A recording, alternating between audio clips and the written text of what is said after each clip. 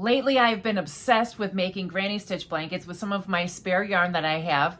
I've been shopping my stash to make these beautiful blankets. This one right here is a baby blanket that I made for my neighbor. I really like the fact that I already had the yarn and I didn't have to go out and spend any extra money, and they really love the blanket. Now, check out this blanket that I've been working on. I do have a family member that's been in the hospital for a few weeks, so I started this blanket on the second day of their hospital stay, and it has grown very, very large, and all of this yarn was in my stash.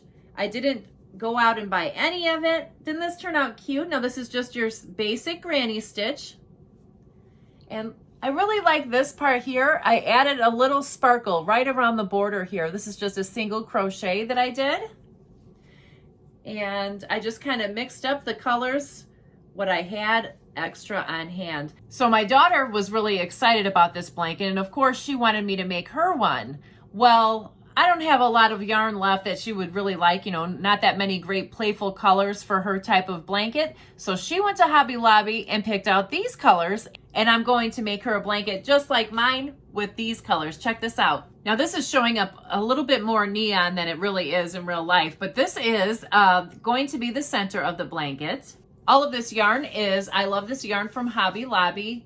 To me, I think this is great acrylic yarn. It's very quality, and it makes a really nice, soft, thick, squishy blanket.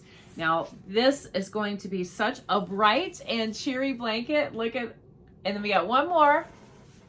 Let's see. Oh, wait. I think we have another one. Oh, wait. Here's another one. Isn't this going to be so cute? I'm excited to make this blanket. It's going to be so fun and colorful. As a little accent, she also wanted me to add some white. So I'm really looking forward to this blanket, and I'm looking forward to giving you guys some updates as it comes along. If you like this video, check out this one right here. Thanks so much for watching. I'll see you in the next one.